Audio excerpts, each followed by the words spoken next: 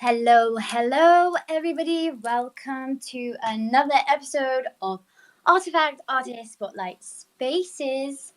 We're joined by, my gosh, one of the coolest, craziest, dopest creators that we know and we love, Cam X, and we have V, another cool cat, as our guest co-host. And of course, we have my bestie Cass. Hello, Cass. How you doing? We in the lab with Cam and V? I know we're in the lab. We're back in the lab. We're going to talk about that later. V, how you doing? Beep bop boop. Greetings, everyone. I'm so excited to be here. I've been waiting for this for 19 years. I'm ready. Let's get it. Beep bop boop, baby. Nice little robot we got going on there. Cam, we've been wanting Cam for the longest time, but obviously we've been cooking, we've been waiting for the right moment, and delays kept happening here and there, and now is the perfect time, and he will tell you why. Our first ever artifact creator in residence. Hello, how you doing? Thank you for that awesome intro, and also the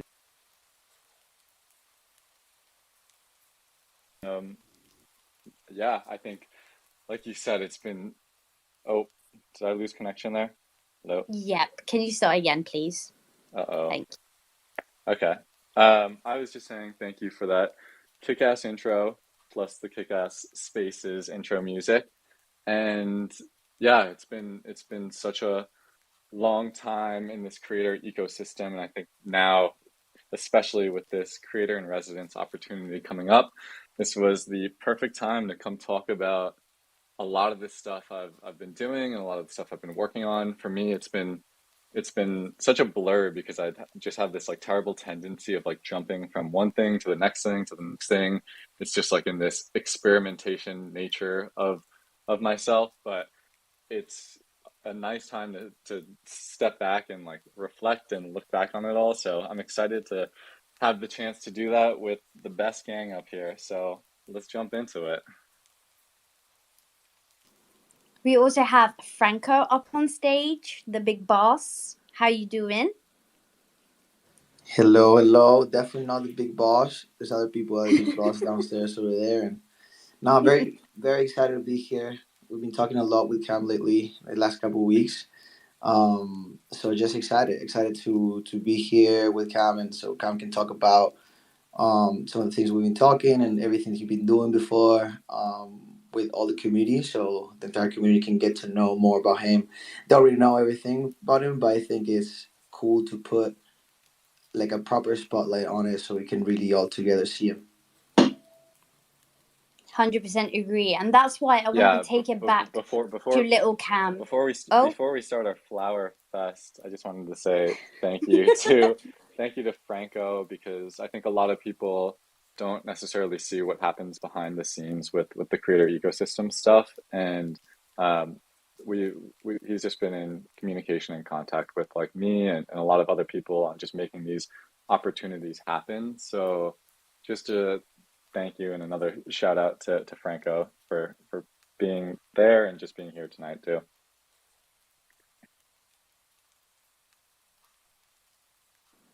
Franco's the GOAT. We can vouch. Cam, can you take us back to little you and how your curious mind started to become fascinated with technology? Or like, how did you even end up doing what you're doing now? I think if we have to go way back, I think the creative side of me, if we look back to when I was like 7 years old, I freaking loved like Legos and video games. That was my favorite thing ever. I don't know what it was, but every Christmas I would ask for all the Star Wars Legos, and I'd build them, take them apart, and then just like build all sorts of new cool ships without the instructions. And I think for a lot of people, like toys like that just like sparked this weird creative gene. But from there, I've always just been so intrigued by everything in technology because everything advances so quickly. And even as a kid playing video games, playing Xbox, Halo 2, Halo 3, just to be immersed in these worlds, I was just so captivated by gaming. And it was a lot of those Xbox games like Halo, and I got sucked into MMOs like RuneScape, which I put so much time into. And I was just like online because of gaming. And I think just being online and plugged in like that naturally puts you down this path of like being involved in what the latest technology is. I remember because I was so obsessed with RuneScape, I was at the point where I was like, I need to find cheat codes for this shit. And I was looking up bots and stuff. They have these like JavaScript bots, and that was probably like an early on little catalyst for me, like just doing development stuff and getting my hands dirty and some of that back end tech stuff. And then I got banned, so that was the end of RuneScape for me. They really came down hard with the ban hammer. But I think as a kid, it was, yeah, it was gaming. Gaming had a big impact on my interest in the latest toys and tools and technologies. And then, yeah, from there, if we go into university, I went to college. I didn't pursue like a technology background to start because I think with a lot of kids heading out of high school, you just like are uncertain of what route to go down. So initially, I went with an economics major at my school, and after like a year and a half, I hated it. It was like I was like I cannot see myself doing numbers and math for the rest of my life, and it just didn't scratch this like creative need that I knew was laying dormant. And by the second year there, I was really lucky to go to a school where they had these elective classes that let you explore things like game development and mobile app development. So I picked up a lot of classes in that route, in that area.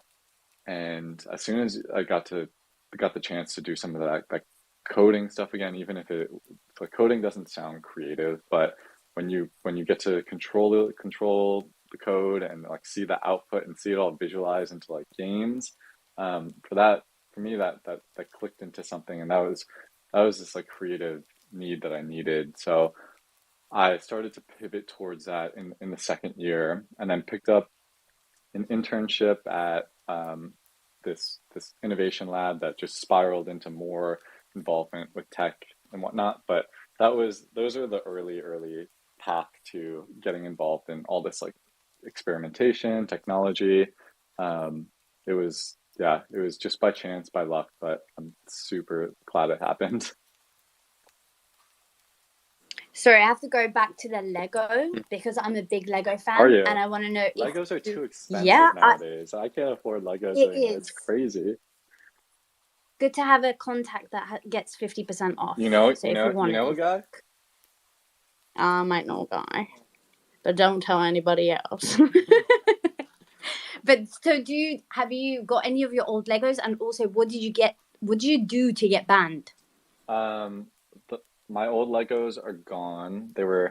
I was away from home one summer, and I kept all these Legos in like a giant, uh, it was like this like Thomas the Tank Engine bin or something like that. It was weird. I was also into trains. Um, it was all, they were all in this bin, and someone in my family decided to have a garage sale and just sold them all. So it was really, really tragic. With the Lego stuff, I probably should have just built them and like kept them all intact, but I always wanted to like create something new out of it, like take the pieces and then come up with something different.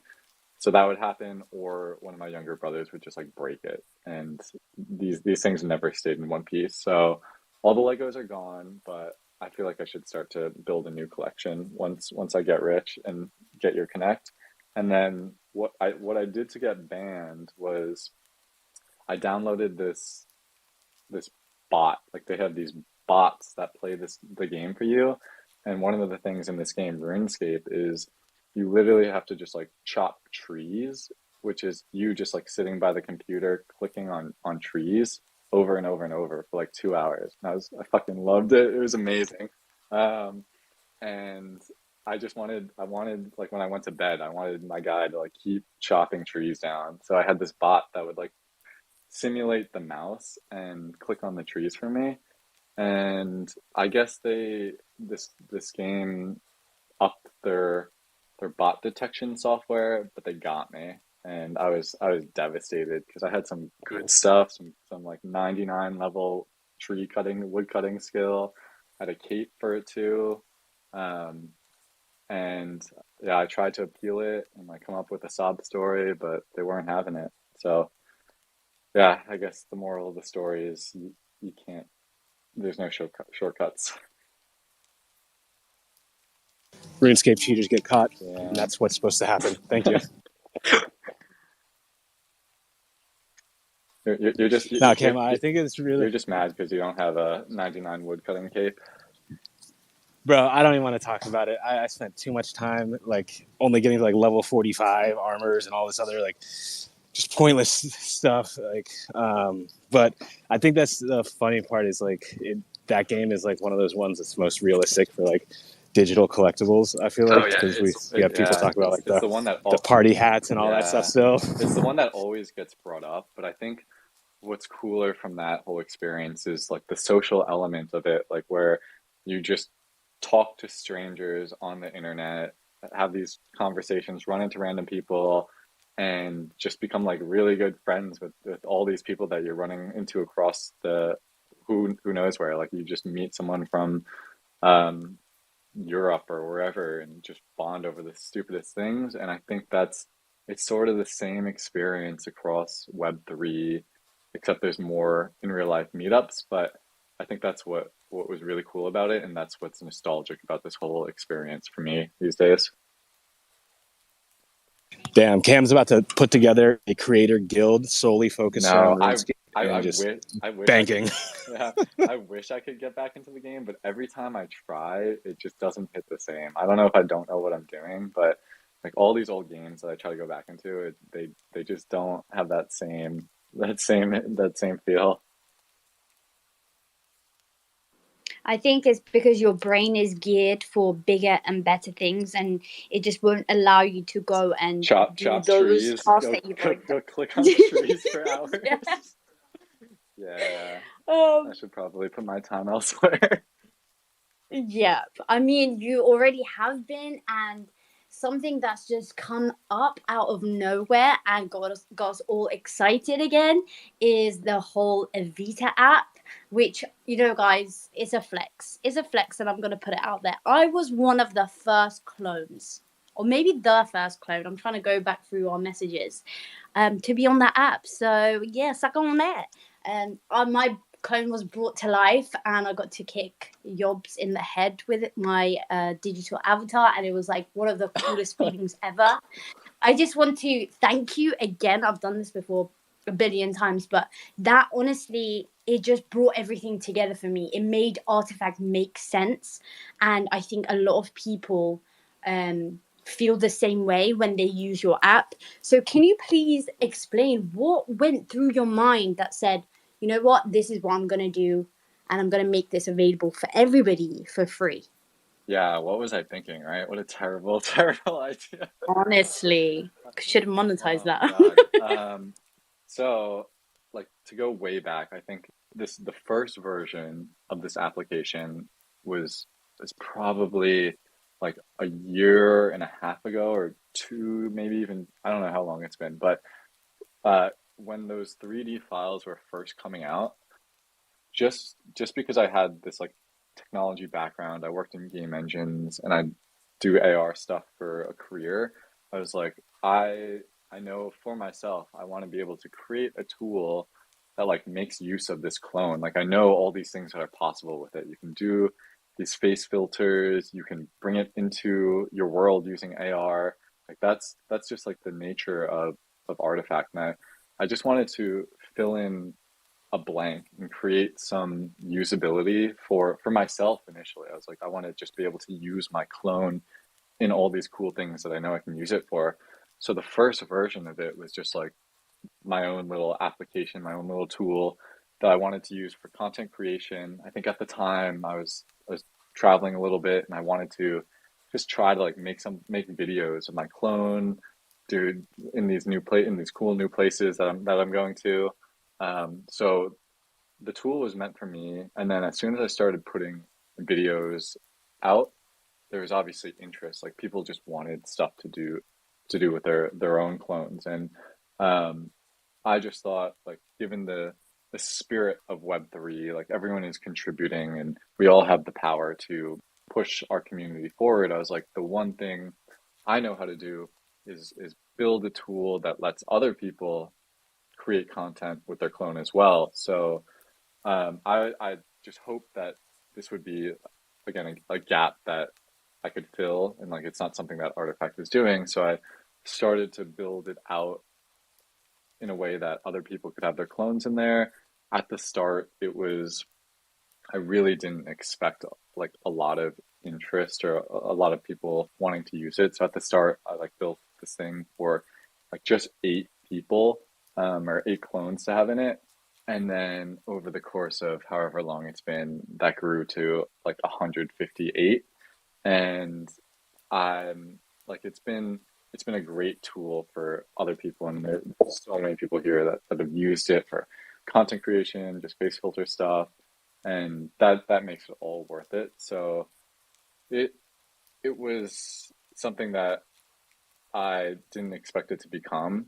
Um, on one end, it's a tool, and then on the other end, it sort of became a way for me to like channel my my own experimentation, with my clone into just a story almost. And I wanted everything that I was using my clone for contribute to a greater whole. Like it just wouldn't make sense if I was just doing like random things here, random render here. So it sort of became this not a brand, but a story that I could just like contribute all of my work to subtly, and that's what's become more fun for me than just like building a tool or building an application. Like it's great to have something that helps other people, but for me personally, it's more fun to do storytelling and to build build out something that people will one day get to take part in,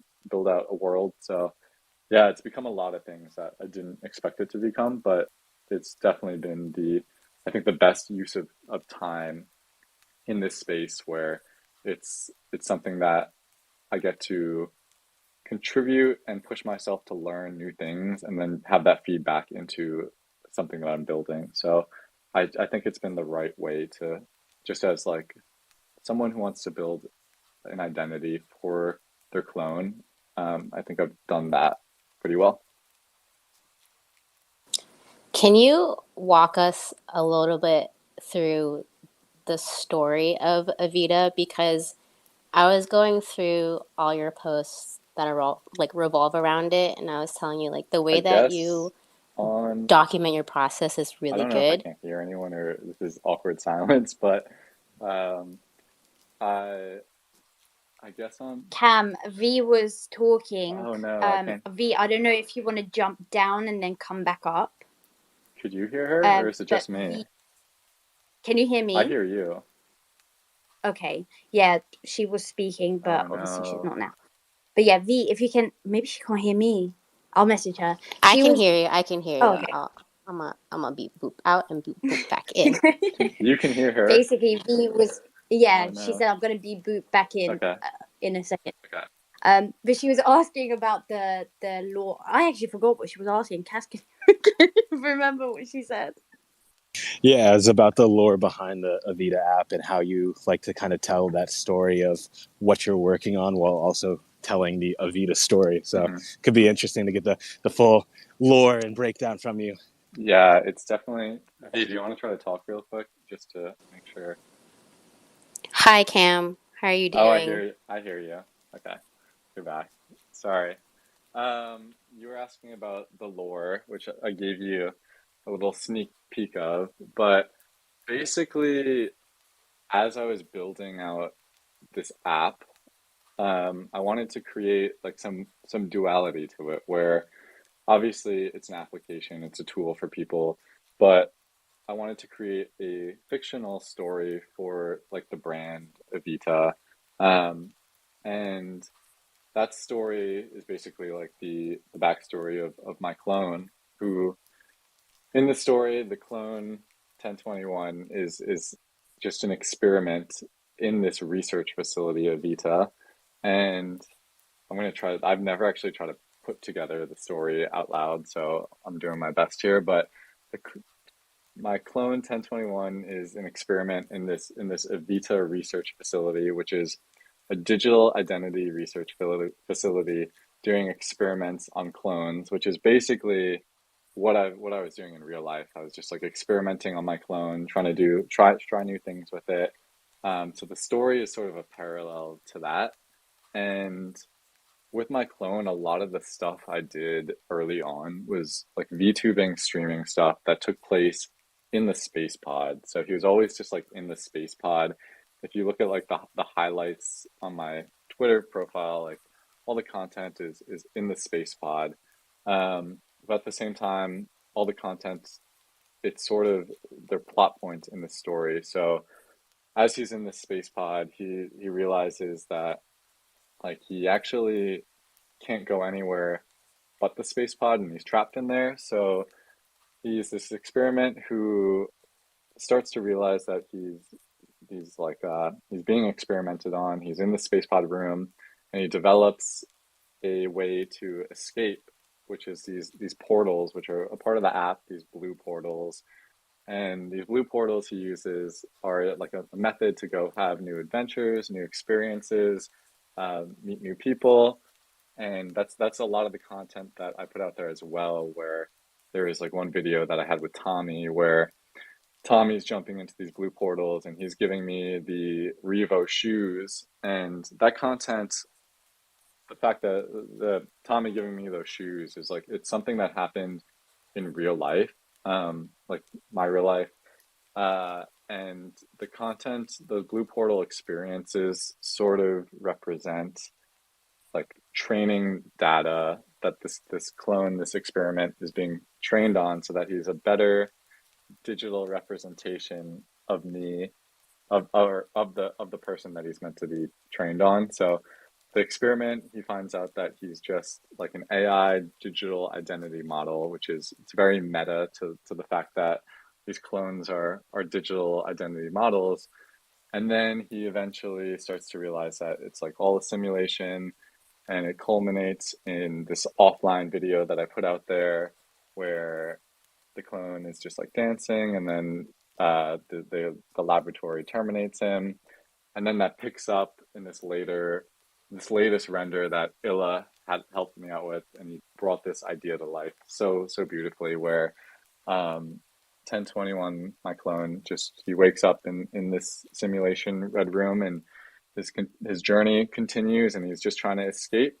And I think this is the point, or throughout this story, like one of the reasons that I've wanted to continue working on a mobile app with all these clones is that it opens up the ability to like have everyone's clones take place in a story in a gamified way. Like it's already all on this mobile app, this Unity, which is a game engine built mobile app. So the possibility to have everyone like interact with this long story that's been in the back of my head has been like the coolest idea to me, to have like interactive storytelling across all these mediums. And that's sort of one of the things I really, whenever I have time, I want to push to make like this game where people play as their clone and then help along the story, help at some point in the story. So that's sort of an overview of like this jumbled up, cobbled story idea mess that I've just been trying to put together in my own head while building a tool, because it just makes it a lot more fun for me. Did any of that make sense? I comprehended that it's fire, and I'm ready for it to unfold. Okay. Did anyone else get that? Yeah, I think that's the message. It's just fire. Even in my own head, I'm like, this doesn't make sense. Yeah, I it's have beyond a our levels. There's levels to I this. have Sure. a Yeah. I have a tangent question because you brought up interactive storytelling, which is they're very strong words and they sound very, very cool, but not everybody knows what that Mm-hmm. means. And what you do as your like Web 2 job revolves around that a little bit as well. Mm-hmm. If you can talk about that and like what you see interactive storytelling being and what mediums you think that will like shape Yeah. society and entertainment. Yeah. So I think interactive storytelling, it's something that it's something that Artifact has done really well with. One of the things that stuck out to me was the Unreal Engine like Twitch stream where we were all being walked through like some of the lore and background of Animus in this. It wasn't like a video, it was a live um, gameplay, a live interactive experience that we all had like input into. So stuff like that, stuff like there are like VTubers as they're called, like digital avatars who are doing live Twitch streams as their characters and having like audience interactions impact the environment. That's a level of interactive storytelling. I think even like back in the day, they had these things called ARGs, which were alternative reality games, where um, all the game would take place across like real life. You'd go on a website, there'd be something there in the website that pushes the story along, or someone would have to call a phone number, and some of the dialogue on a phone number would push the story along. So I think interactive storytelling, interactive experiences, it knows no bounds necessarily, and I think for me it's just about exploring these new mediums for it that technology unlocks. And I think my focus, something I really want to get into, is just Unreal Engine is a beast of a medium for doing this all. It lets you do VTubing, streaming, um, gameplay, all sorts of stuff. So I think as these tools like Unreal Engine, UEFN, if you could do like a map experience around this Evita story that people can go into Fortnite and play. That's those concerts in Fortnite. That's interactive experience. There's so many new accessible mediums for people that don't necessarily have the resources to do the storytelling that they want or the creativity that they want that are becoming accessible because of technology. Even AI is a big one that I just dabble in because it helps me turn my character into like an anime version of the character, and I think that's super cool. Um, all the new technology advancements are sort of what's making interactive storytelling, interactive experiences so exciting to me.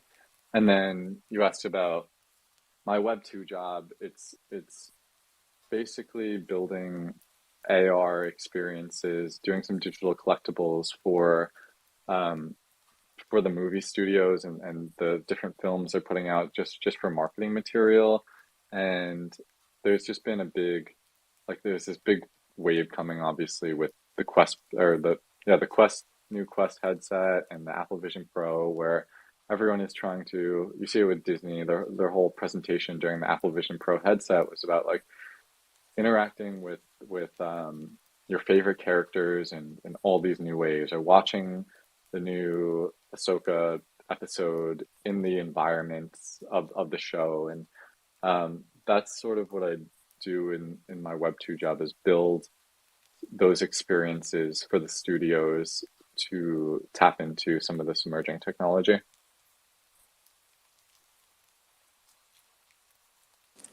So cool.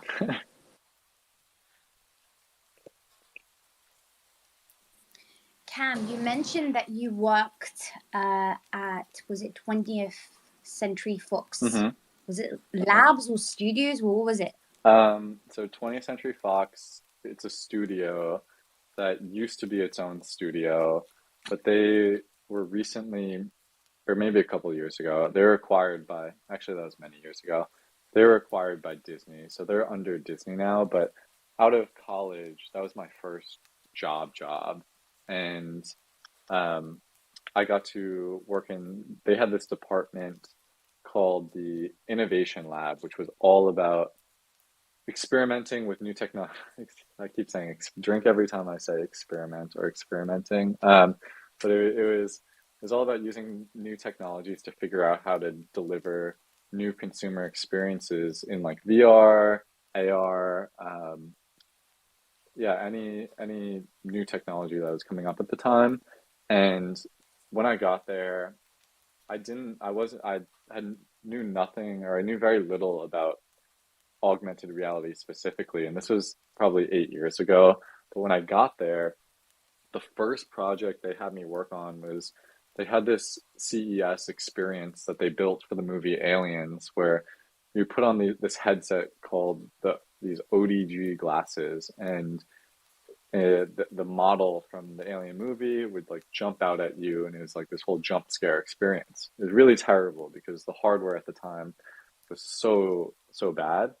But when I got there, they wanted the first project they had me do was take that experience, move it from the ODG glasses onto this other little hardware toy that they had there called the Microsoft HoloLens, which I'm sure many of you guys know or have seen it or know what it was. But 7 years ago, when like for me to come out of school and then get to put on a Microsoft HoloLens, let alone like develop on it, that was just like the most mind-blowing experience, because I didn't really know what AR was, and this HoloLens was like this headset, this futuristic space-looking headset that you put on your head. It has this like wide glass visor that goes over your eyes, and then you look through it, and it has like floating UI interfaces, which you interact with your hands. You point your hands in front of the glasses, and you like pinch your fingers to tap on something.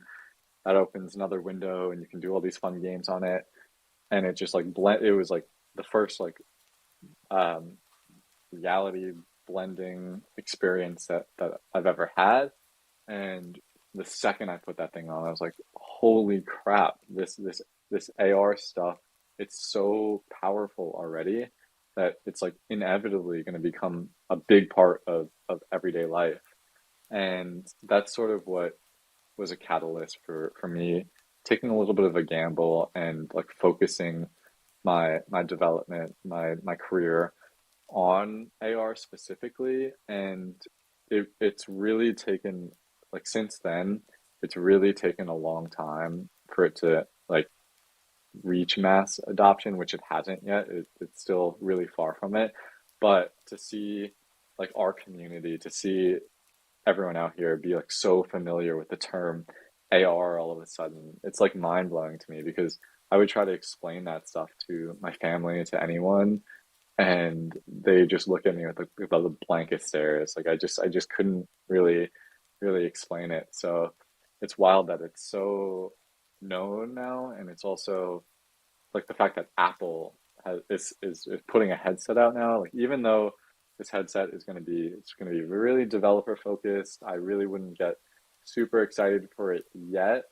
But the fact that it's Apple and they're trying to do it, that says a lot. So that's what I'm excited for. That's sort of this long journey it's been for me. But it's that experience, being able to go into a lab, tinker with things, mess around with different hardware, sort of bred me as a person. Up until 2 days ago, guys, I didn't know that Cam was the age that he is. I thought he was 18 years old, believe it or not. Like, I thought 21 max. And when he said just now, like, oh, that was 8 years ago, I'm like, how could that be, Cam? You were only 10 years old. It's still very bizarre. V, we've known each other for a little bit. How old do you think? How old did you think I am? I was like, wait, like, I feel like I had a general idea of how old you were, because you were talking about you did this stuff in college, and you kind of gave me like a timeline. Before that, if you had to just guess based on how I carry myself, do I carry myself as a 19, 18-year-old, or? I would lean more towards 65 rather right? than 19. Thank you. Yeah. CloneX is timeless. Yeah, like we're first of all, I feel like we're already dealing with like a second generation clone of whoever Cam physically Oh yeah, is. I passed So away with a that, there's a long lot of time ago. wisdom. Yeah, so we're I think dealing with like him in the most handsome prime form. So I think we're very blessed. But the demeanor and the spirit is very wise. Yeah, I was just blown away when Ferry was like, "You're 19, you're 18, right?" I'm like, I didn't even know what to say. And then her explanation was that, or her reasoning was that she was like, "Oh, you hang out with Maki, who actually is 19." And then I had to explain that I was just hosting Maki while he was in LA. He's very wise beyond his years. Maki, if y'all don't know Maki, he's like a creator from Germany who I connected with because we worked on a clone project for DesignerCon with Tommy for his Revo sneakers. But he's 19 now, and he's like a wicked talent who's just like so driven and so wise. And he just wanted to come to LA, and I was like, if you can find a flight, I'll host you here, and we'll figure it out. So that's why I was hanging out with Maki, and he's more mature than I am as at the age that I am. But unfortunately, I wish I was that age. I wish I was 18, 19, but I'm not. I also took your profile picture into account. I still get fooled by everyone's Which profile young picture? looking clone. This one. My clone? I actually can't believe I'm an idiot. Anyway, we move. I actually want to pass this question over to Franco. I wanted you to kind of explain how Artifact got drawn to Cam, what are the reasons behind it, and how happy we are to finally have him. So if you can dive into that a little bit, I would love that.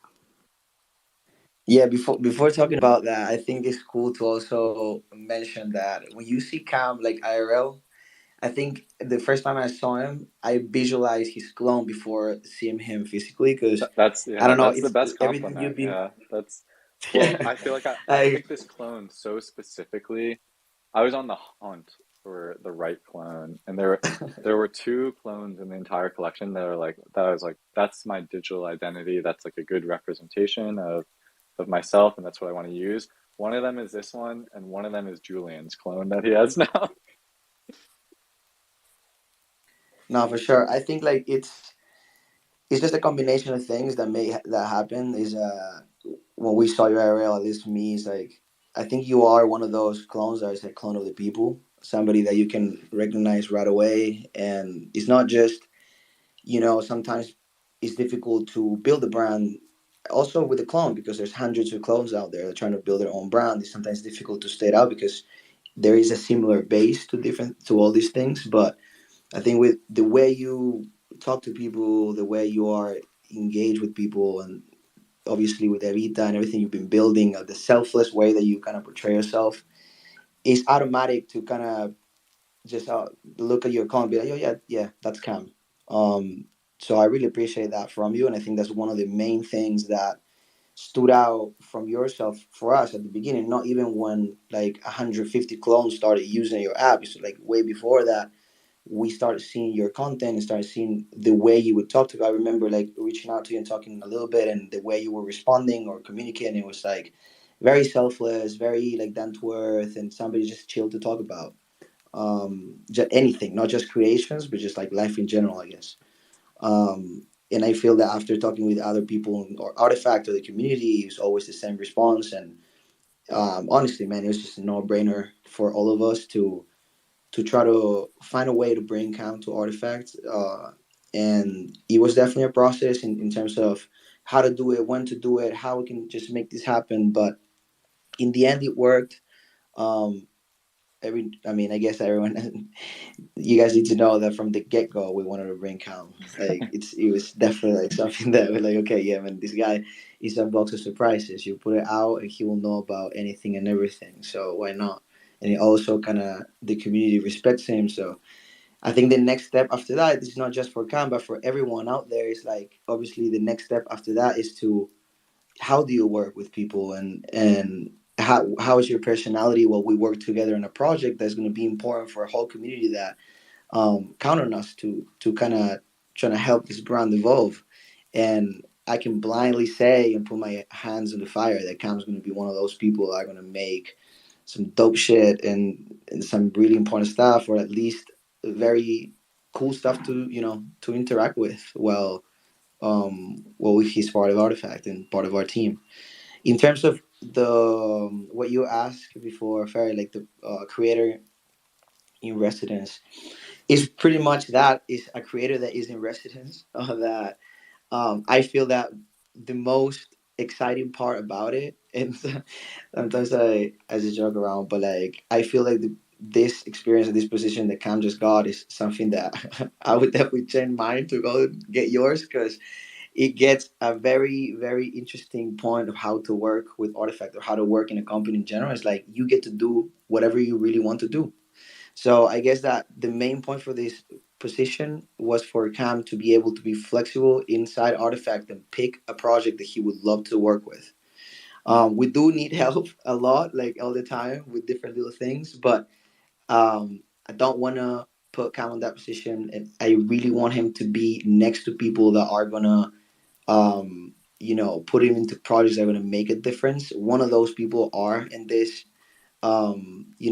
spaces with Jarlan or Harlan. I always fuck up your name, Jay, but that's the Spanish in me. I'm sorry, but so Jay is such an incredible, incredible person that you guys, that this guy is insane, right? Like the talent that he has is ridiculous. So we're gonna put Cam next to him so they can build really cool stuff and learn from each other and just look up all the time. So that's one of the main things that I want to come to be a plan. Work with Tristan. Tristan is our director of 3D, another insane human being. So that he's going to be exploring some projects that these guys are already working on. I don't know how much can we talk about this. Probably if I keep talking, I'll get fired or whatever. So I'm not. I Yeah, don't have Franco, the. should I stop you or? No, we good. Because like I've been learning from Cass. Cass is the one with the Let him cook. Let like him the cook. armor. No, I've been trying. So before this space, I've been trying. I went to, like, how you study like a game before going into a game. I study Cast spaces to know how he avoids like these questions or whatever. And trying to build up my armor. I don't have it yet. We're there, but I'll try. Anyways, and the other part is for him to decide. What do you want to do? Do you want to explore what Avita gets to do? What do we want to explore some educational dope things for the community? Do we want to explore what do we want to explore here? What we want to do? With him, it's easy because he's kind of around different disciplines and different things, and the idea is for him to also learn. So if he's very interested into Unreal Engine, let's put him into Unreal Engine and build stuff that the community can learn as well. So I don't know. I feel that there's a lot of things out there that we could do. I guess the first step is to get organized, right? Because we can't do all of it at the same time. So it's to kind of focus on what we want to do step by step and get into that artifact wheel of just releasing stuff and doing stuff. But yeah, man.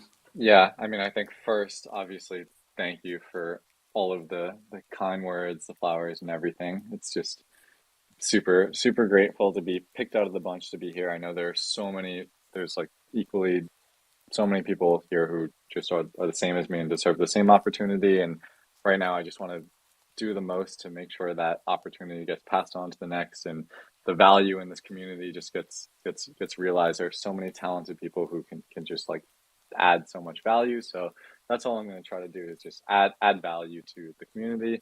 And I think having the exposure, the communication with Harlan, with Tristan, it's so helpful to just get guidance from guys like that who can just sort of push you along in the right direction and just get insight on, like, Harlan's a designer for AR. He's done it at Google, so just to be able to pick his brain on something like that is just invaluable experience. So that alone in itself is just a huge benefit of this opportunity. But it's exciting, and it just helps me push along my projects while also soaking up new things, soaking up how you guys work and how things are, just to be able to push that back out to the community and the people who have followed the stuff that I'm working on. So I'm super excited for that all. And then just to go back to what you mentioned when we met IRL, it's like I think the in real life stuff has been, it's like the other side of this whole experience that's been so rewarding for me, just because in this like little creator community, we all got dinner when you were here in LA, and we got tacos, but this group of like creators in the community, they're such amazing people, and to have like dope people like that who just aspire and push you further, and who share the same interests, that's like that's been the most fun thing for me across this whole 2 years, is just to connect like on a really personal level to everyone in this space. It's let me do really ridiculous things like go to Japan and have friends in Japan who we can just go out drinking together, or yeah, have Maki, this kid from Germany, come over here and help me realize that I just need to be working harder and have my shit together while he's 19. So to just continue to grow this like creator group, I think that's the one of the it's the thing that I'm super excited about. It's the thing that I think is really magical within it all, is that you have really talented, really dope people, and it's just like you said, it's a good group of people. They're good people when you meet them in real life. And yeah, I'm excited to just keep that thing rolling and keep the opportunities coming for those good people. Yeah, I No, think but this that's also a is point. Sorry, Kaz. This is just one thing I'll get out, but I just wanted to mention that as well too. That you just said, Cam, is like the IRL part of things. It just opened my eyes to like a crazy part. Besides, like it's not just the community, right? Like the creator aspect in the IRL world is really important. Like we definitely building things for the digital aspect that we know that is like we are people, man. Like it's definitely different to meet a creator hand in hand and to just sit down and talk to that creator than just speak on spaces or speak on a call. But that's why I love what Cass is doing with the events, what Dre and Compound are doing with the community and IRL now. Like I love that, and I love that conversation. And Yeah, I think that the more we can do IRL is something that is gonna not just help the community, but it will help the creators, because also creators are doing things IRL, are doing physical stuff. So we definitely need to keep pushing that path and kind of combine it with digital, and definitely you will be one of those people that can help into that path of what's the ideal way we can do this. yeah. I mean, I think just to reiterate on all of it, like I've lived in LA for like 7 or 8 years, and it's supposed to be like a hub for creatives, and everyone goes here to connect with creators. But just in like the last 2 years in this Web3, in this artifact community, I've like made so many friends here who are just into the same thing and into the same stuff that we can just nerd out about, and they were like real friendships. So I think that it's super cool. It's the best thing, and I implore everyone who's anyone, even if you're a creator or not creator, just to tap into that, because if you put your stuff out there that you're interested in, I think that's the best thing that's happened from like the Evita work that I've done. It's like I put this experimentation out there, and it's sort of attracted like-minded thinkers or people who are interested in it, and I've been able to just have conversations with people out there who are into the same stuff, and that's led to friendships. It's led to new experiences. That's the best thing that you could do with your time here, is just continue to do what you're interested in, use it all to grow, learn more about something that you're interested in, and then hopefully just attract more people, make friends, and make relationships with people who are into the same stuff, because there are so many of them out here. So yeah, go ahead. wait. I was gonna say, Fair. I had a quick question because Cam's said a lot of these stories, but I want to hear just like one like specific like either it could be like funny or like just a cool thing that came about from one of these like collabs that you've done with a clone or artifact person that you met. Okay. I mean, I think my favorite time was probably, I was in Discord one night, and someone was posting this really cool like a VTubing setup in there. They're like showing off their like high resolution streaming as a clone stuff, and I was like, wow, this is totally what I'm interested. Like I should probably uh hit this guy up and like just ask him about what he's doing, which is it's like the best thing. Just be curious about these things because everyone is like surprisingly willing to just share about them. So I messaged this guy.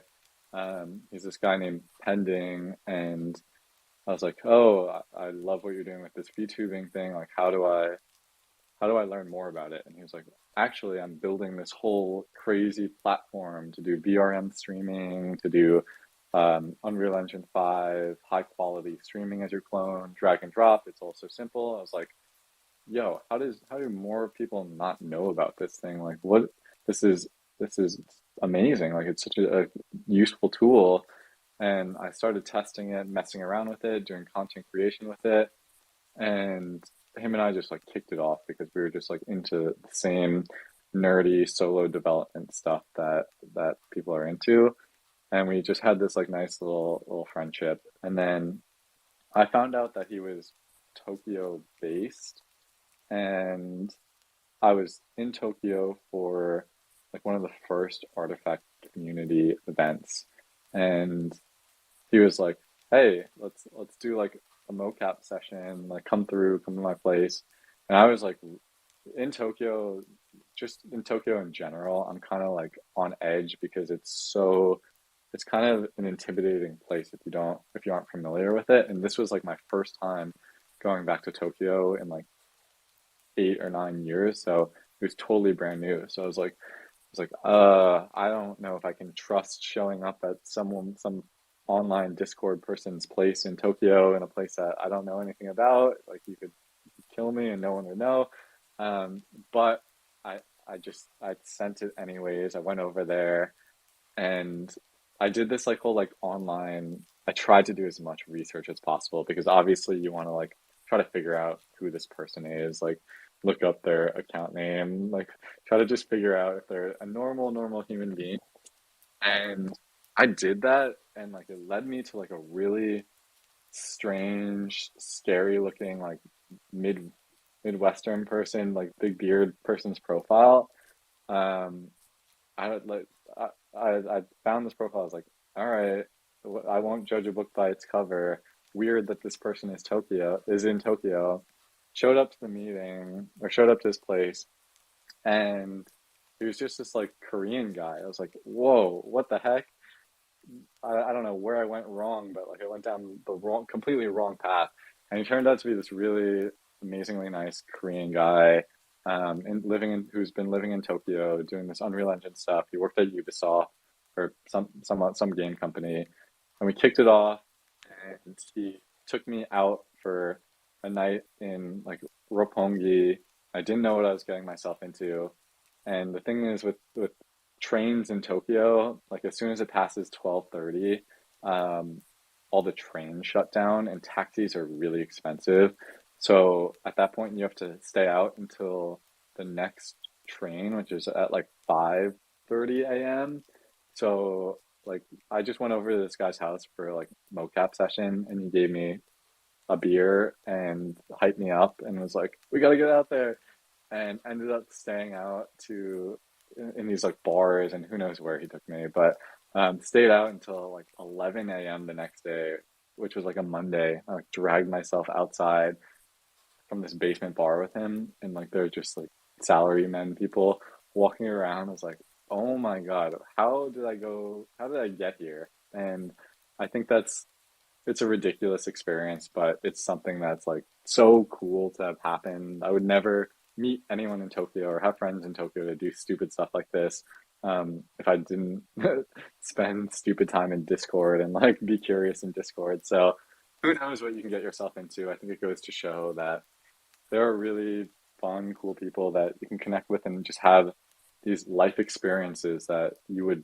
usually never get to have. So that's probably my favorite little side quest. Yo, shout out Pending Reality. What a genius and a host. I know. Literally. He's a lunatic. Do not go out with him. Can I also say I'm a little hurt on Vi's behalf? Just V's. V. Damn, I'm double hurt now that I fucked her name up too. But yeah, people don't even know her name. People don't even like talk about her. That even though they hang out with her in person during like wow, Cam, this is so messed up. But I think we should invite anybody else who knows Question Cam up. time. You want to come chat? Yeah, come ask the creator in residence how he creates. I think that's a good one actually. So like, what is your because you're very much a creative, but you're also like very much a technologist. So like, what is your process for like how you start something? Like, what? Yeah. It usually, a lot of the times, like recently, and I know you said this also, but it starts with like music, and so many of these content pieces that I've made, I'll hear a really corny pop song and be like, I need to make a video to that. It just fits perfect to an idea in my head. Like this whole offline video is like, I heard this Lana Del Rey song. And I was like, oh, I need to make something tragic to that. So really, and it's fitting for my clone who just wears like headphones all the time. But yeah, so much of it starts with like a song, and I think I just want to create visuals that match that song and match that flow. So yeah. Cam points just went up. Damn, Cam just keeps going up in my mind. Can I go any higher? Negative. Man, that video made me cry so much. It's so beautiful. That video, it's another example of like the whole duality of things where at that point in time, I was really burnt out, honestly, and I was like, I need to actually go offline for a little bit. So it's a story point in this whole background story of this Aviva brand that I was building. But it's also like similarly in this nature of digital identity where my clone is supposed to be representative of myself, I needed to go offline for a little bit because at that point it had been a long stretch of work. So I recommend it to everyone. When you need the time, take some time off and come back. It's all here for you. And it was like the best month I spent. Yeah, I took that extremely dramatically. I thought, So wow, emo, he's right? gone So to emo. like depression. So emo. Yeah. I was like, he's gone. We lost the best creator we had. It was terrifying. So emo. It was. I hate it.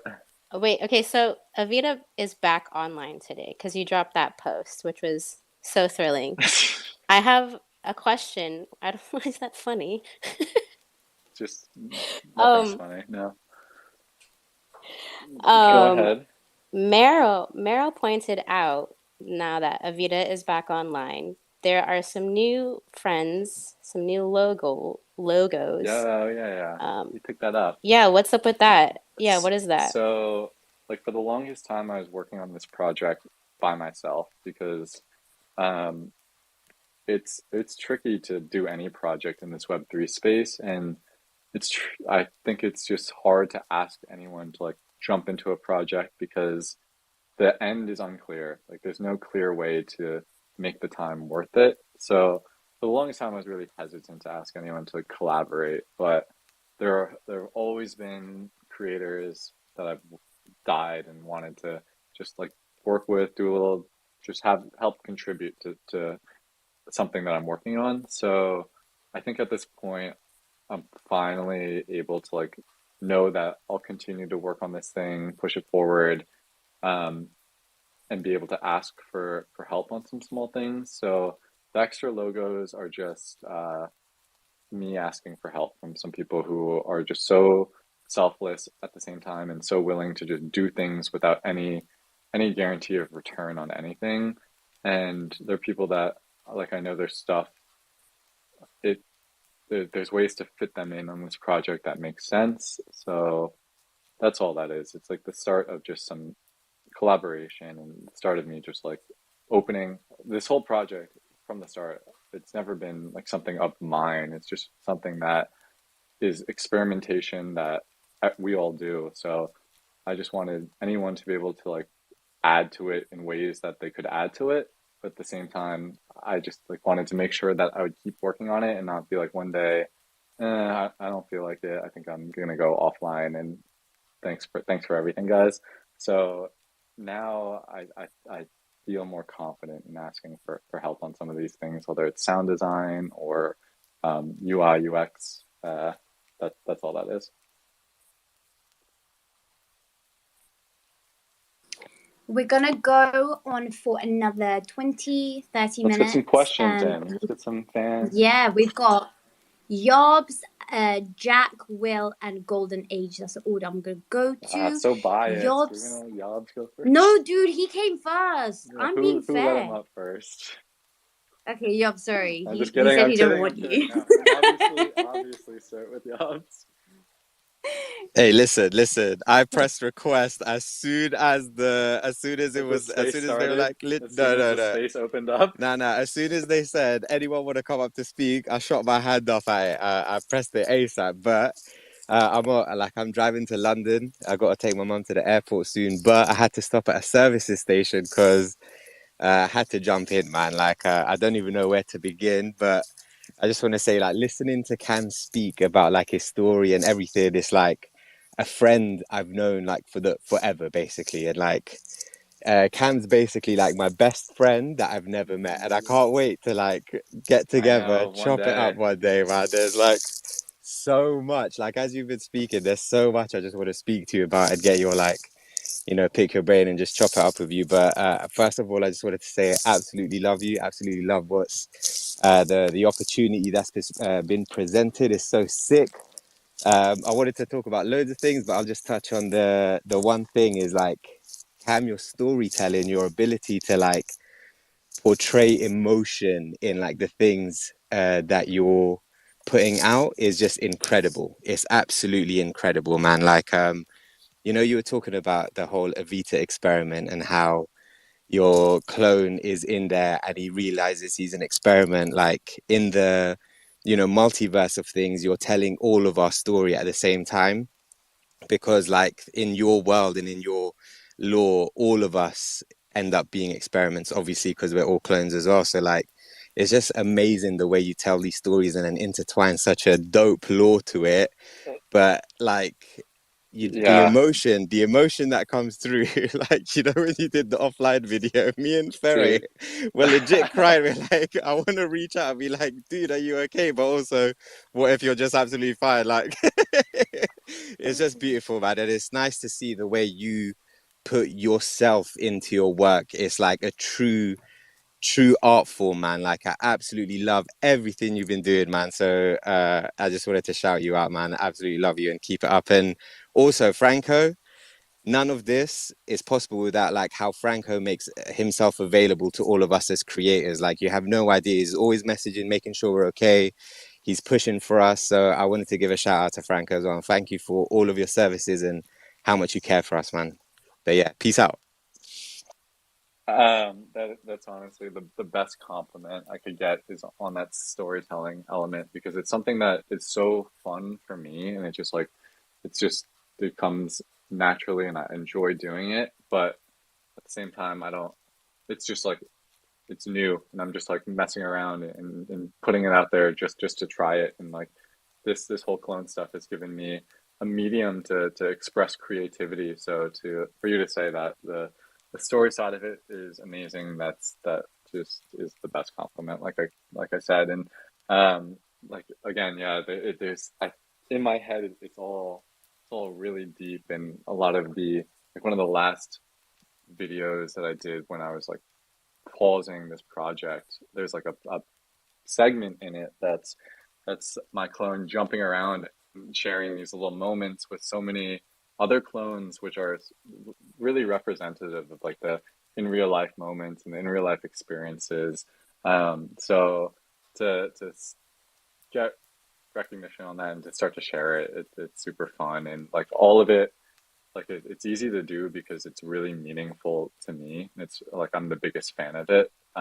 So it's nice to come here and share it all. So thank you, Yabs. You're most welcome. And I hear you on that thing of as creators, we struggle to ask for help because of like exactly what you said. There's no like clear direction and clear path. But I want you to know if you ever need my assistance at any point, I'm here for you, brother. Yeah, me So too. yeah, let's get it, man. I'm your biggest fan. I'm your biggest Nah, I'm your fan. biggest fan. I'm your biggest fan. Trust me. All right, I'm gonna. Hey yo, can y'all chill? What the fuck? I feel Uh, so left out, and this is honestly unfortunate. nah, I love you as well, girl. I love everyone here, man. I absolutely love this community, my family for real. Yeah. Bro, you see how he just had to stumble around that? Damn, I just fucked up the moment. My bad. I'm just gonna let the next person go. All right. I think Who's the second trying to bro. biggest fan? Who's up here? They were gonna bro outcast. They're trying to have a bro down, bro. I stepped in. That was my fault. There was a big bro hug coming. I got in the middle, and they were like, "Whoa, whoa, bro, whoa." Third party surprise, sir. You gotta cut that off before it gets too not safe for work. Surely three-way kiss. Pause. As Cam's manager, I have a strict rule that you have to pay extra for that content. So let's make it very clear that there will be none of that. Keep it to yourself. Hands and feet inside the vehicle at all times. What she said.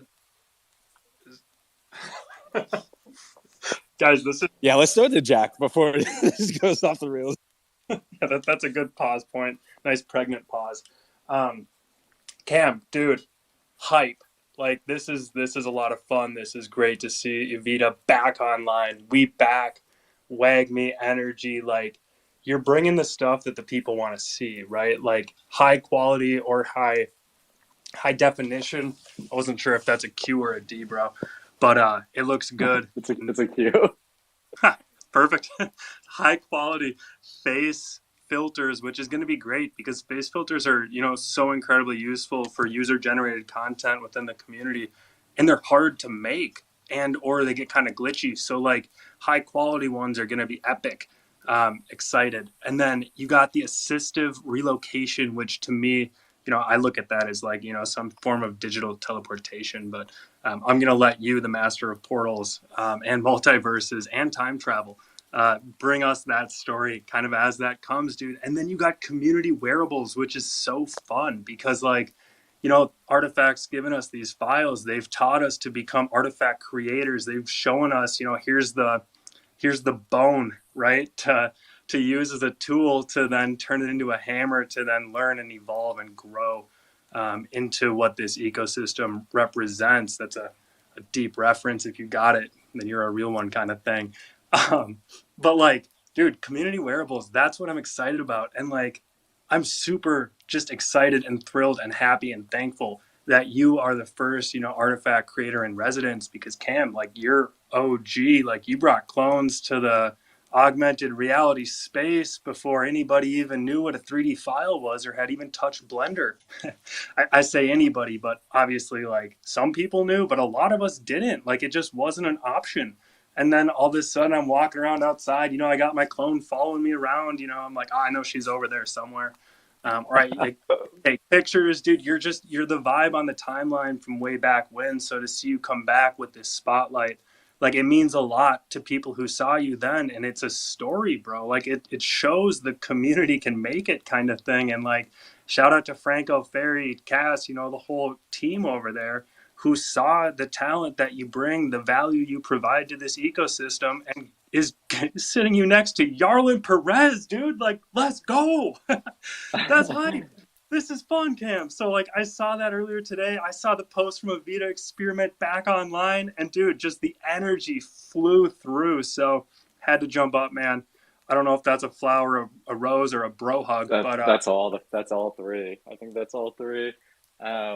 But like I told you before, it's so meaningful to have people who were there from the start to like watch this whole thing play out because, like I've been saying over and over, it's been a long time looking back on it now. Like it's been over a year and a half. So to have OGs or whatever, like just watch this thing transpire and like even for myself looking back, like it's wild to get to this point.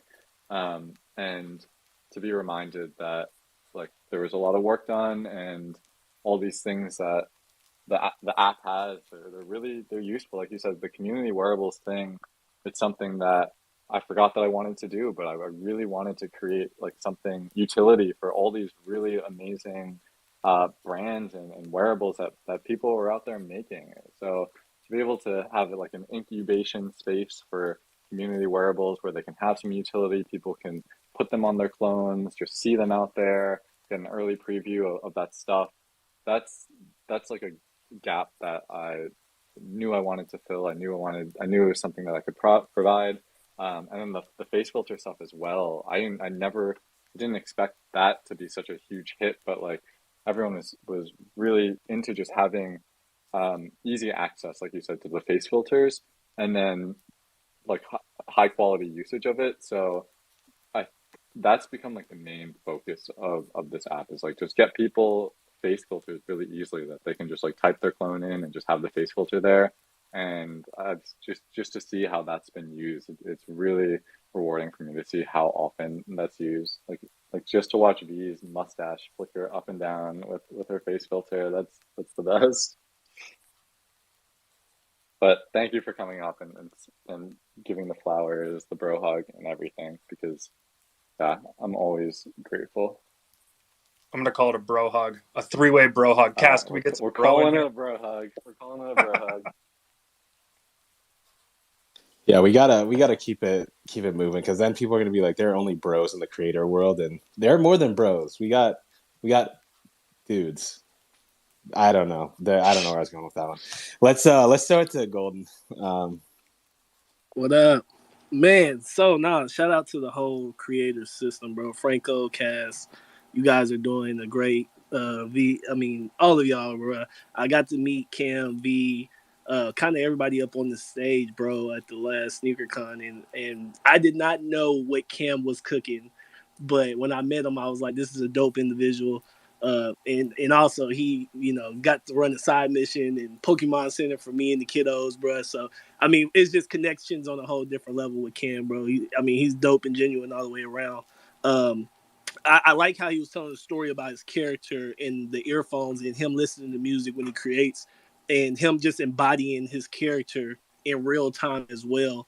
I think that was pretty dope to learn because these are things that, like I said, I didn't even know just about Cam on the creator level. So, I'm loving the journey of hearing it out. But the next thing I wanted to ask was, are we going to see almost like an animation series from your character as well? I know you're building out what you're building out for everybody and for everybody to use, and I think that's dope because us as creators trying to throw in wearables, throw in these things for the clone community. You're building basically a advanced integration system for us all.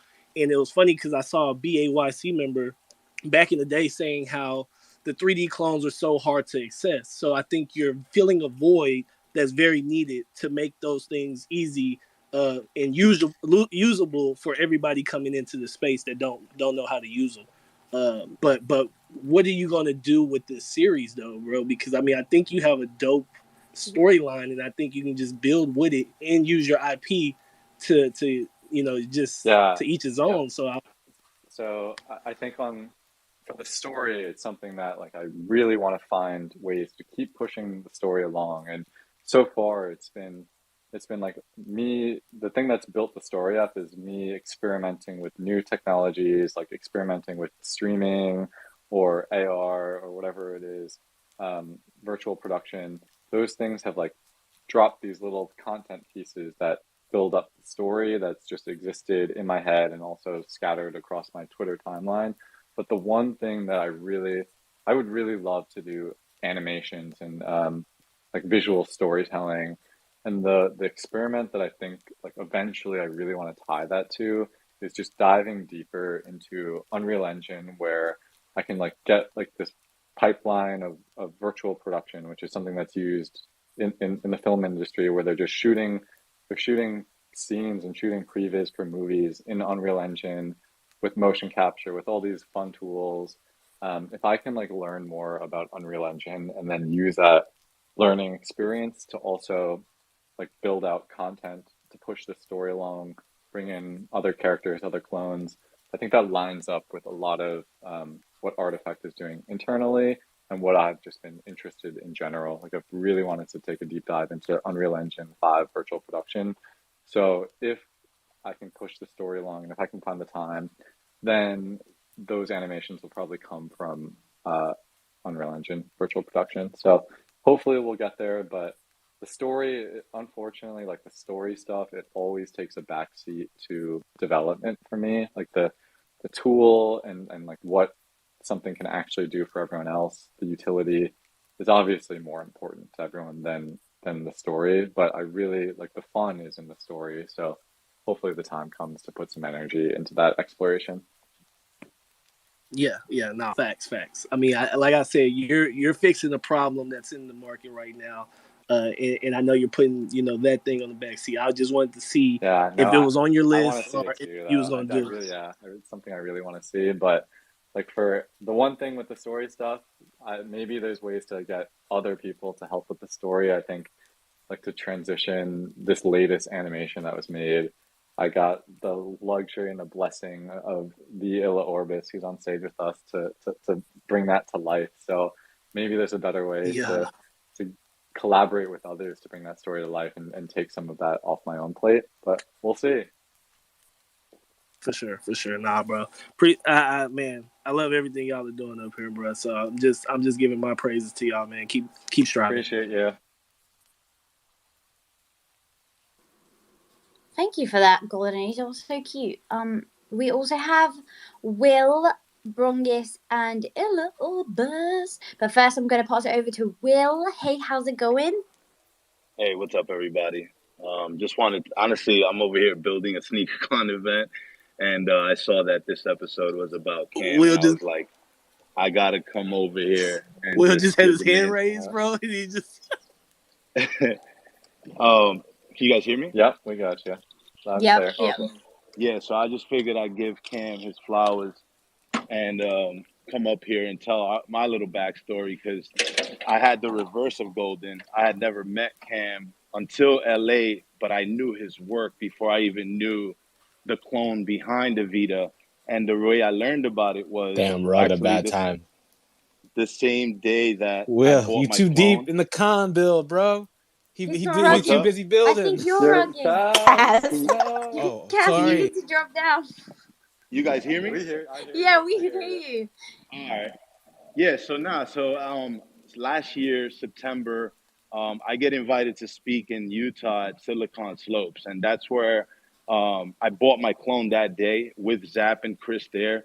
I got to see the CIRLs in person before Art Basel. Like, it was a crazy weekend, but Tommy shows up, and Tommy's always shilling the shit out of Artifact, like just shilling. He's just going off. Artifact this, clones this, and he doesn't have to sell me because I'm already in. I love this shit since day one, and I know the value of owning the 3D files and creating a digital identity, and I want to do all this, but I hadn't bought a clone yet. So then, whatever. Long story short, Tommy shills the shit out of me and shows me the Avita app, like beta. There was like only the 8 clones on it. And he's like, look what we're building. Look what's being built. He's like, look at this. Check this out. Check this out. Check that out. Look what I can do with my clone. Look where I can put him. I can put him on the stage here in Silicon Slopes. And I'm like, yo, this is sick. I'm like, because what you guys don't know about me is that growing up, I was an art and design major. I look at myself as a creator. I just don't do much creative work for SneakerCon right now because I'm on the business side. I'm, obviously getting sponsors and things like that and, pitch proposals. And I'm not doing as much creative stuff as I would like to. So this is really an outlet for me. Being around all you creators, having the 3D files to be able to even create content with my clone. This is why I'm here. And when I looked at Evita, I'm like, I need this because I really don't have the time right now to learn Blender and sit there. I know how much time it takes. And at the same time, I know how much it takes to build an app like this. I'm like super impressed. I'm like, sign me up. I'm like, how can I get on there? He's like, no, it's closed. It's only like 8 clones. But you know what? I'll get you on there. So I'm like, all right. He's like, send me your 3D files. And I'm like, all right, cool. So send him the 3D files after I just bought my clone. And I get on Evita, and I'm like super stoked. But he never tells me like, hey, look, this is Cam. This is the profile that created this app. Like, this is the guy. So I'm like using the app, putting my clone inside SneakerCon events, doing all this stuff. And then slowly but surely through Yellow Jacket Gang, YJG, obviously Vega, super tied with Cam and stuff, I learned that Cam is the creator of Avita. So then I start, hitting Cam up. I'm like, Cam, this is sick. We should be able to do this. We should be able to do that. You got to build this. Little do I know that Cam is like up to his neck with what he's already built. And then a little while after that, I see the kind of like, hey, I've got to shut this down. I've been working too hard. And I'm like, fuck. So I hit up Cam. I'm like, Cam, don't stop, please. I'm like, I need this. You have no idea. This tool you're building, I fucking need this. I don't have time to like sit on Blender. Like, I need this tool that you created. Please just leave it on test flight. Leave me as a user. I'm going to keep using this. He's like, all right, cool. So, fast forward to today when I saw that, well, not even that, before when he became the creator in residence, super, super happy. I just want to give you your flowers on just that alone. Obviously, I'm already making it clear that Avita is fucking the best tool in the freaking world. But you being recognized and being brought into the Artifact family, it just shows that, the holders, the clone community is valued, and the creator community that Artifact has nurtured is coming full circle. And now, we are the future of the content that's going to be around this lore and this IP. So, I just had to come up here and tell that backstory because, it's pretty crazy. And that's the reason when in LA, I got the pleasure of obviously hosting Artifact at SneakerCon LA. But the biggest pleasure was getting to finally meet so many clones IRL, because I hadn't gone to any of the Art Basel or Tokyo events or, all of that had already happened. So I got to meet so many clones. You guys are fucking awesome. But the person I gave the biggest hug to when I realized it was you was Cam. And the reason for that is because I know how hard it is to build anything. We've built an iOS app before, and I think what you're building is way more complex than that. So kudos to you. Kudos to working on it just out of pure passion. And, just know that it's super appreciated from someone that wants to create more than anything, but I just really don't have the time. Dude, I'm dying. If you just sent me a voice message of you saying, I need it, then I think I would have kept it all. I would have kept going. That's all I needed. But I'm super glad that I got you on there because like no one has been doing more of the world AR content creation than you've been doing with the clone and at SneakerCon and with all these celebrities and just continuing to use it. So like I've always said, just to see the usage it's like the most rewarding thing. And like I know exactly the moment, like when Tommy was shilling the stuff to you. I don't know who took the picture, but someone took a picture of him literally like him in action shilling holding his phone and like shoving it in your face, Zap's face, and like Chris who was there. And it was like one of the best things ever that he sent me. So I think I know exactly that moment. But I'm glad to have got you on, and I appreciate the kind words, and glad to keep it going for everyone.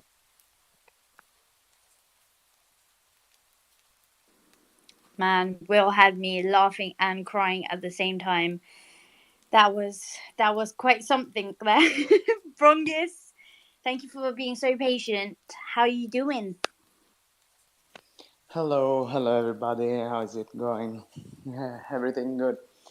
I just come here to say thank you for having me first, and I wanted to say that I'm really new to the community. I just joined like 1 month ago or something, and I'm super excited. I'm super hyped for the Forge that is coming because will be my first one, but also because it's really filled this community with like-minded people with this creative mind, with so many beautiful souls, and I'm so excited. I just met Cam today, and I already say to him that if he needs me some help or something, I don't know neither how I can help you, bro, but I'm here. I will do the max I can to help you. I'm a newbie to Blender, but I'm trying to do the best I can, and I also want to learn Unreal Engine, as we said before. So we will do this road together, and we will do the max that we can for sure. I will help you, and I'm really, really happy to be here with you all. I mean, creators and so on. And I also wanted to say that me and Marco, that it's in the crowd, um, today started a group, let's say, founded a group for the a European community that we have a Twitter account and also a group chat. So everybody that is from Europe can DM me or Marco or just find the Twitter account and just ask us to join. You know, we want to meet everybody. We will try to organize some events also for Europe because you know the US is always in first place, but we are a bit down in this, but we will try to do what we can. So just flowers to my bro Cam and to everybody here. Love this community for real. Thanks for having me.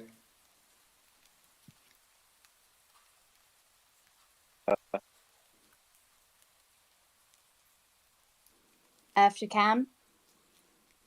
Nope, he dropped out. So much love went offline. Brongus, that was beautiful. Thank you so much. And does the UK still count as being in Europe? You know, Brexit and all that? Because I would love to meet up. We have. Of course. We open also to the UK, of course. Good to know. Good to know. Illa, get your question ready. Cam is back up. Cam, you here?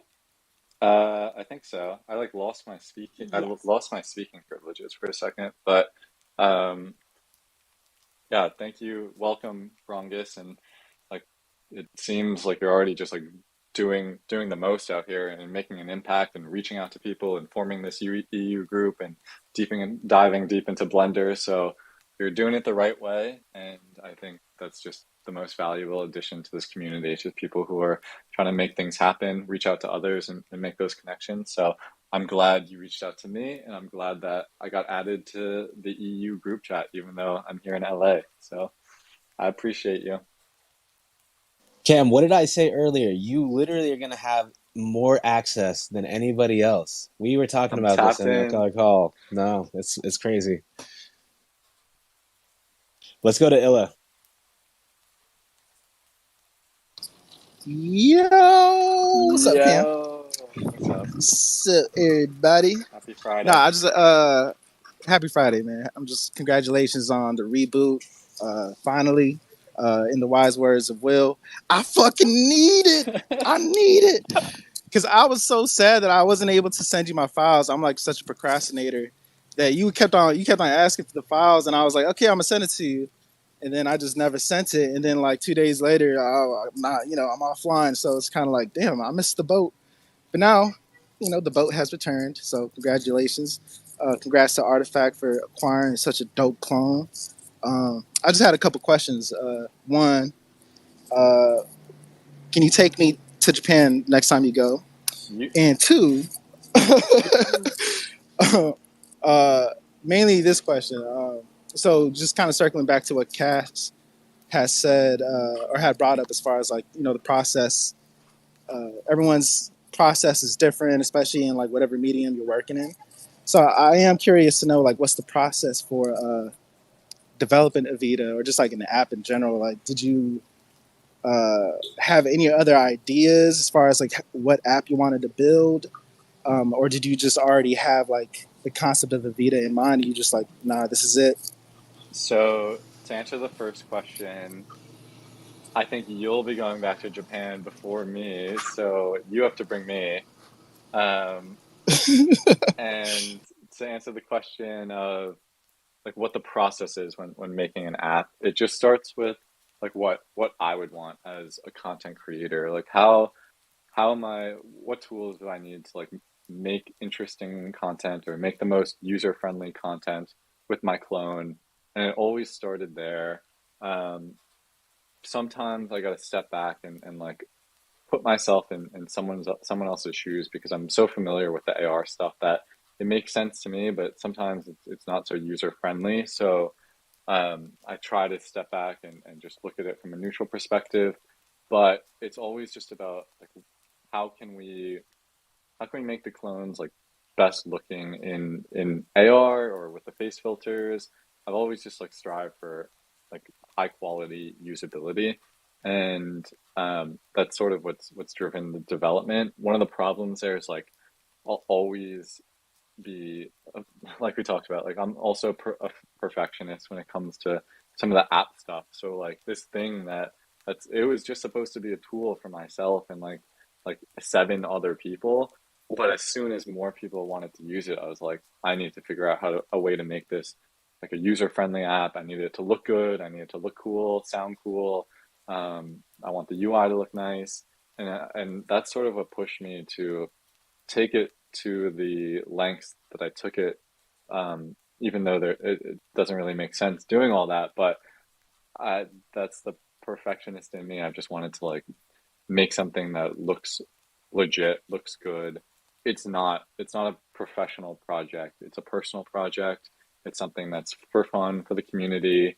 There's no minting, no this. It's not an NFT project. It's just a tool that's like a personal project, and I just happen to like dress it up in a really nice way. But that's sort of been the process. It's just like, how can I make something that's useful for me that will inevitably be useful for everyone else? And then to that note, while he's up here, everyone go watch my last tweet, because Illa made this render for me, which brings the story to life, and he's just my favorite creator. Honestly, I can say that. Like when we were in Tokyo for one of Oh, stop no, it. I gotta go. When we were in Tokyo for the first community event, he premiered his like one of his first videos there, and it was like it's just the coolest thing ever. The combination of sound, visuals, and to have another creator who through this journey has like just leveled up and started unfamiliar with a lot of these technologies. Like me myself, I've all this stuff that I'm doing, it's stuff that I'm just trying for the first time. So to have someone else do that and then create these visuals that like are it's what I would want to create if I was talented or if I had the skills. So the fact that he agreed to create this, take what I described in the story, bring it to life over the like course of like a couple days. He just did the whole visuals and the sound design. It's amazing. It's so cool. Me being the biggest fan of him and like my own stuff, I'm just geeking out about it still. So everyone go check that out because it's dope. Bro, a funny story. It was so much pressure because Stop. this is like the No, it's reboot not. of Evita. So I was like, I got to do this video Bro, I justice. told you I like spent 12 times. I was like, dude, keep it basic, no pressure, just something quick, easy. And I yeah, know but you, that's like secret. That's I secret word know, for like I need this I shit to know. be the And then best thing I ever. get Don't let me down, I get bro. a text at like 5 a.m. last night. And he's like, I've done it. It's done. I'm like, yo, what? Yeah, because I went through. So I spent literally like the entire day working on music and the sound design. I was like, how do I make this shit? Like, I went through like 20 different ideas. I scrapped everything. I was like, all right. And then I found this song that my friend she sang on, and back from like 2016, 2017. And I was like, damn, this kind of fits the vibe from his last videos, like kind of like that Lana Del Rey track, right? So a little more indie vibe, indie electronics. Yeah, man, I'm just glad that you enjoyed it. Dude, You can make me creator in residence for Evita. done. It's already done. The fact that you just said that you matched the song to the last Lana Del Rey one, it's so cool because this one that he created, it's sort of a pickup from that moment. Once the clone gets knocked offline, he wakes up to find himself in this new environment, and the fact that Illa is a fucking mastermind and thinking about all those things that I wasn't even thinking about, like matching the songs to the other songs, it's so cool. That's why he's a genius. Love you, Cam. Keep striving for greatness. You already had greatness. I'm excited to see your journey, Yep, as with everybody else as I'll see well. you in Tokyo next week. Oh yeah, see you in Tokyo. Yeah. Yep. I was gonna say, should we throw it to Meryl, or we'll throw it to Near first, and then we'll go to Meryl. I think Near just joined. Yes. Well, Same. I agree with everybody here. I mean, I was one of the first, I think, on the original app, and I showed it to so many people. I'm a big fan of AR in general, and I'm testing all the goggles and also the past one from ODG to HoloLenses to hopefully the Vision Pro.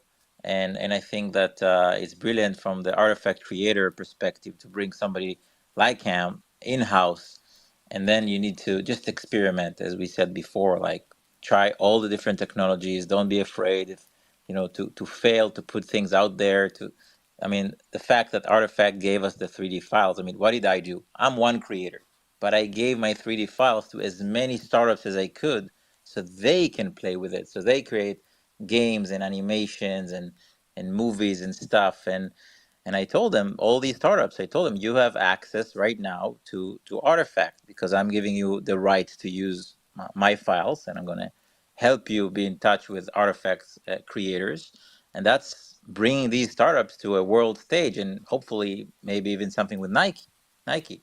So that's what basically I did, and I think that we're still very, very early, and I would love to see more stuff from Cam, and to see the continuation of what he started, because it helped us onboard a lot of people that didn't understand us before. I mean, outside of our bubble of here and the feed and all the good people here, people from the outside world, they need to be attracted, right? They need to see something sexy and cool.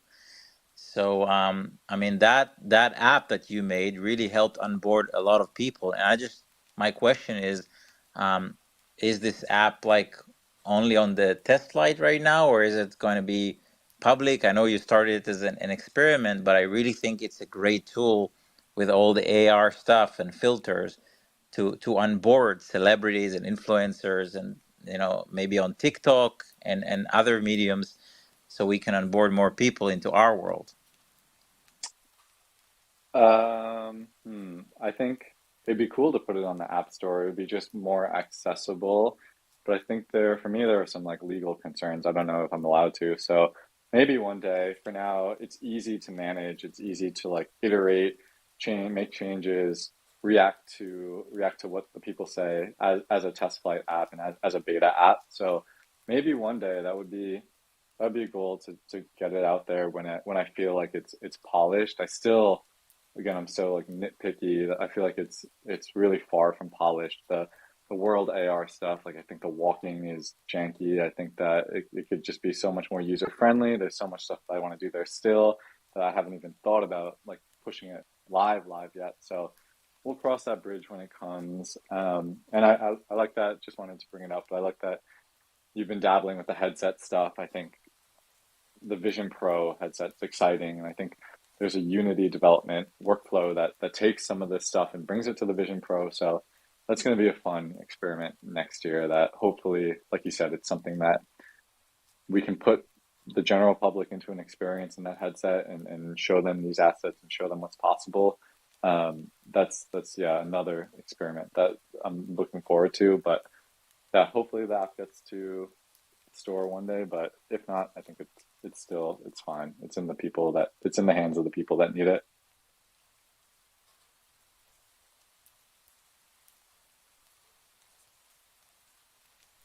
And finally, we're gonna pass it over to Meryl, who is a Japanese speaker, and Cam should also be a Japanese speaker because it's in his blood. But guess what? Disappointingly, he doesn't speak Japanese. So what we've said it's only in half my blood. It's only in half my blood. Oh, okay. That's my excuse. Still, Cass uses that excuse as well. But on the 10th of October, we're starting a Duolingo challenge, me and Cam. If anybody wants to join us and learn Japanese with us, you just have to stake your clone, is what we agreed upon. As soon as the streak ends, you gotta give up your clone. That's what Barry said. Hey, no, that's your words. Hi, Meryl. Welcome to the stage. Hey, you hag. Yeah. Oh my Spread it. I love this. No, it's also it's only half of my blood as well, so I got the excuse as well. But let's take that challenge on and make the Tokyo trip happen. Everyone's gonna come back here at some point, right? So, no, I do love this kind of thing. I was so excited for this space, just to hang out with peeps, with friends, think creatively, think of like the future. He has done a lot of work. I mean, he's very good at good at peopling. So I do appreciate that part of him as well. Last time I saw him, he was stumbling out drunk. So we'll have to see what looks like next time and have an Chill, actual chat. chill. Expose him. Expose it This is all. not the alpha that we brought you up here for. You know, That's Min That's is Min's definitely fault. a That bad is influence. Min's fault Min completely. is a bad Do you guys influence. know Savant Min or Min? He puts up this persona like he's the nicest person ever, but then you meet him in real life and he's a terror, man. He bullied me. He's got humor, but He's so he's funny. so He's dry. so funny. It's crazy. He's got the He's so best dry dry. humor, and he's actually the best person. He's my uncle. Yeah, he's like this cute Korean, like old, like old guy looking thing, and it's like he's just so innocent playing, and it's just like you're the worst. You're just the worst, and he has this whole business behind him. Anyway, like I'm so glad that this big collaboration is happening with the three of you, and it's going through the creators residence. I think I had more of the question about the creators residence and how that might proceed in the future. Is if this is the first one, that would indicate that there may be more in the future. Like, how does it work? Is there a objective or is it like a time frame? Is there any structure at all? Just kind of curious. Nope, I'm the first and last. Good luck, everyone else. No, just kidding. Oh It's man. obviously, yeah, it's obviously. I mean, I won't. Nothing I say is fact, but what I've been told is it's hopefully a recurring program, obviously, and I can say that my little stint it's 6 months. So I don't know when it will be picked up again, but I mean, the plan is that there will be the next creator in residence and the next. So in those months, again, like I said, I'm just trying to add value as a creator, soak some stuff up, learn, and then hopefully just pass the baton to whoever's up next. I know there's so many people deserving of it, and my hope is that it just continues, and I think it will. So it's been a long time. Yeah, it's been a long time coming, but I think like the goal is to just continue to create more and more opportunities for the creators in the space, and just having like a brief look at what's going on. I think that those more of those opportunities are coming. So I would naturally expect this to continue. Like, I love that. 2 days in, he's got the perfect. That was somebody. Was that diplomatic enough? Damn, I had to take notes. I was trying to write stuff down. I was like, how did he phrase that? I learned from the That's best, dope. man. I learned from the best. That's sick. I mean, 6 months is a good period to do something, create something, and it does give like kind of focus. If anyone has like extra time and wants to contribute, that's like, yeah, let's like ride that gravy train, right? But I do want to thank like, Ferry and Artifact Creators, just because I think like since the reposts and kind of holding a lot of the creators up, I think this is a natural progression of that.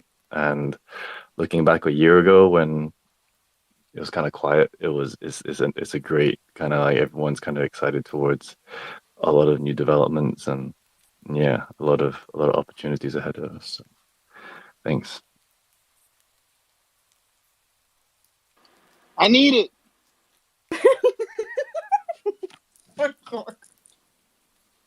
I need to add that to a soundboard. Yo, Perfect CLXRB, where are ad-lib.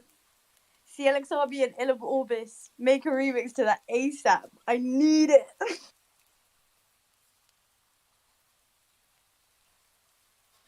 Oh, okay. Cam, any last words? It's that time, huh? I think last words. I mean, first, I just want to say it's been the craziest journey. Like, it's rare that something comes into your life and just like changes the direction and creates all these new experiences and happenings and friends and all this stuff that's come of it. So I'm thankful for everyone that I got to meet, everyone that I got to spend time with, everyone who's supported the stuff that I've worked on, all these things that I've got to learn through the time. Thankful for it all. And this creator in residence thing, it's just an amazing opportunity to continue that. So thank you to all. Thank you for that. And then for everyone else, I just hope to just be an example that something can come of it. And if you just continue to chase after the things that you're interested in, the things that you're passionate about, use the time in this space to just to further that. Like, time will go by. You won't have to wait for the next drop, or you won't have to wait for alpha. If you just explore your own interests, learn Unreal, learn Blender, or learn something that is parallel to this space, and use your clone for something that you're interested in, and time will go by really, really quickly, as it has for me. Because the last 2 years has blinked by. And I think naturally, if you just continue to do that, the right things will happen. I didn't believe it until it's all happened now. So that's my advice for y'all. Just keep chasing after the things that you're passionate about. Use your time for that, and it'll bring the right people and the right opportunities into your life. Thanks. That's my TED Talk. I need it. Oh my god. What a gem of a human being. Very grateful. That's why he's the first creator in residence, y'all. Absolutely. Got it. Hey you, if you made it to the end of the spaces, I just want to say thank you, because it's really nice scrolling through the list of the people in the audience and seeing your beautiful faces, people that you recognize. Thank you to all the speakers for coming up to share your love with Cam, who really, really, truly deserves it. He's been working non-stop. You all know he's so dedicated, and he just needs to hear it sometimes, you know? There's never enough times where you can hear how much you're impacting other people. And also thank you to Cass, Franco, and V. Thank you for guest hosting with us. You're the coolest. I can't wait to meet all of you in real life and just give you a big fat hug. Yeah, that's it really. Do I have anything else? Cass, do you have anything else? While I get the music ready, please help. All you need to know is that Clone 1021 is back online. I wish I had a longer speech for you. That was going to be really like just cut it off there and she had the music going, but damn. That's Go check out that I need animation though. I need it, yeah.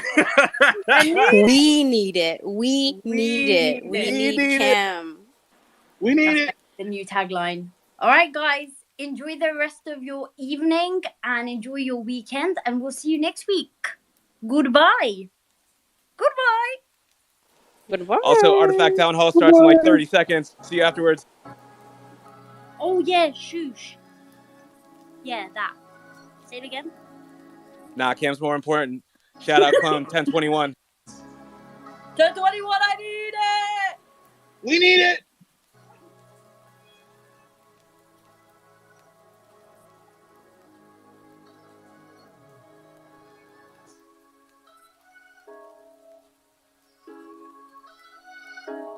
Wait for the drop.